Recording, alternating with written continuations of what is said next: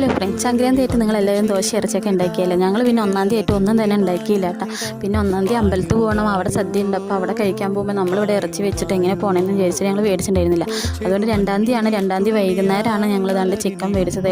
ഏട്ടന് പണി ഉണ്ടായിരുന്നു, അതുകൊണ്ട് പിന്നെ വൈകുന്നേരം മേടിക്കാമെന്ന് വിചാരിച്ചിട്ടാണ് കേട്ടോ വൈകുന്നേരം മേടിച്ചത്. അപ്പോൾ ഞങ്ങൾ വറുത്ത് ദാണ്ട് കറിയെല്ലാം സെറ്റാക്കി ഗ്രേവിയാക്കി അതിൽ കൊട്ടിയിട്ടാണ്. മസാല എൻ്റെ മണം കേട്ടിട്ട് ഏട്ടൻ ഓടി വന്നിട്ട് അങ്ങോട്ട് റെഡിയാക്കാമെന്ന് പറഞ്ഞിട്ട് നിന്നിട്ട് ഇളക്കി തരാച്ചിട്ട് നിന്നു കേട്ടോ. അത്ര നേരം അകത്തുണ്ടായിരുന്ന ആളാണ്. ഇതിൻ്റെ മണം കേട്ടപ്പോൾ ഓടി എത്തിയിരിക്കുകയാണ് ഇത് ഇളക്കാനായിട്ട്. ഒരു കോഴിക്കല് എടുക്കാനും കൂടി സാധിക്കുന്നില്ല ഇളക്കാൻ. അങ്ങനെ ദാണ്ടേ കറി അങ്ങോട്ട് സെറ്റ് കറി ആയിട്ടുണ്ട് കേട്ടോ. അതായിട്ട് ഞാൻ മൈലാഞ്ചി ഇട്ടതാണ്. പക്ഷെ അത്രയ്ക്ക് അങ്ങോട്ട് ചോന്നിട്ടില്ല. പക്ഷെ നമ്മുടെ ഈ ഭാഗത്ത് മൈലാഞ്ചി ഇല്ല കേട്ടോ. ഞങ്ങൾ ഇന്നലെ ഭക്ഷണം കഴിച്ചിട്ട് വരുമ്പോൾ അമ്പലത്തിൽ നിന്ന് ഭക്ഷണം കഴിച്ചിട്ട് വരുമ്പോൾ അവിടുന്ന് റോട്ടിൽ നിന്നാണ് ഈ മൈലാഞ്ചി പൊട്ടിച്ചിട്ട് വന്നത്. അങ്ങനെ അവിടെ നിന്ന് കൊണ്ടുവന്നിട്ട് ഞങ്ങൾ അരച്ചിട്ട് തൻ്റെ കയ്യിലിട്ടതാണ് കേട്ടോ.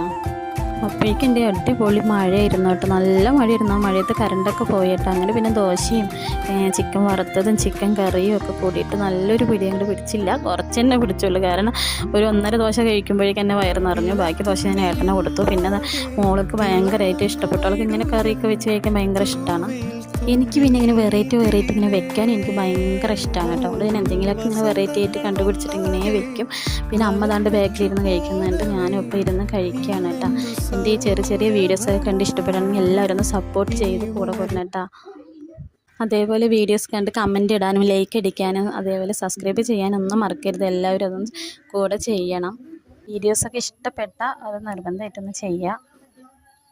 പിന്നെ വലുത് ഇവിടെ ഇല്ല കേട്ടോ. അവൻ അവൻ്റെ വീട്ടിലോട്ട് പോയി അവിടെ എന്ത് പരിപാടി ഉണ്ടെന്ന് പറഞ്ഞിട്ട് അവൻ അങ്ങനെ പോയി.